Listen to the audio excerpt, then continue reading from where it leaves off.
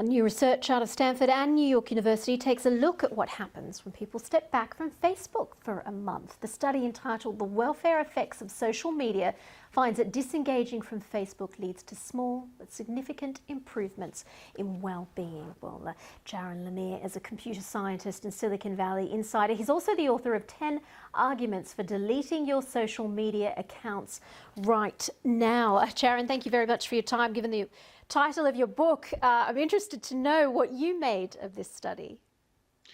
It appears to be a well-done study, and the results are consistent with other research, although they asked a few new questions that haven't been studied this formally before.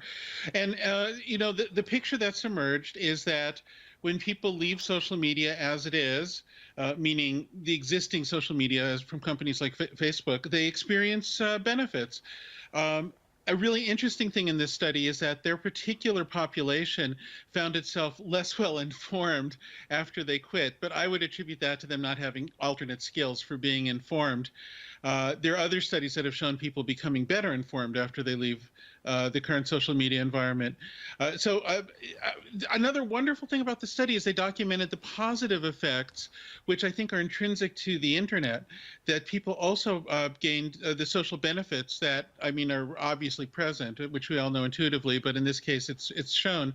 And so it highlights the tragedy that something that should be so intrinsically beneficial has this added layer of negativity on it because of the nature of the current commercial companies that control social media. And it just reinforces, I think, the argument that we need to have changes.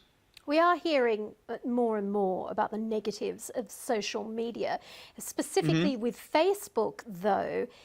Given what's come out of this study, can Facebook change? Is it possible for those negative elements to be negated somehow?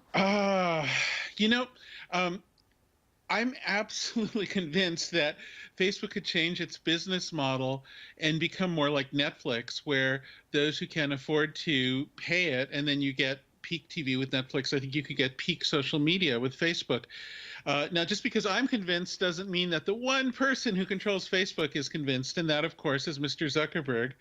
Facebook is an entirely unusual corporation in that it really is controlled by a single person. He has the majority of the voting stock. So it's barely a corporation, according to our usual understanding. It's one person, and that gives me optimism. I believe he'll come to see the light that he can have an excellent business, probably a better business that's also better for the world, if he gets rid of this massive manipulation machine, which is currently the way they make money.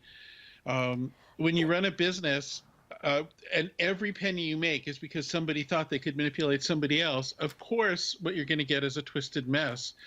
When you run a business where people pay for what they get, then you get capitalism. You can criticize capitalism, but it's not as twisty and sort of screwy as the advertising model is. Are some of the criticisms of Facebook, though, a little bit unfair? Surely, if you use it in moderation, like with everything else, you get the benefits, you're able to stay connected, you're able to organize your social life, but not wholly live within the app.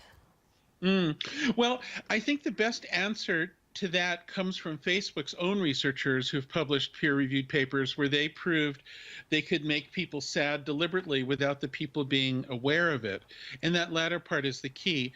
It's really not humanly possible to be aware of what's being done to you when you're engaging for hours a day with a system that is solely making money by manipulating you. People get tricky. It gets more and more sophisticated. So if it were possible to be aware of what was being done to you, then I would agree with that completely. Unfortunately, it has been proven to not be possible. Thus, we must criticize Facebook. All right, Jaron Lanier, I'm sure the debate goes on. Thank you very much for your time. Computer scientist and Silicon Valley insider there. Thank you so much.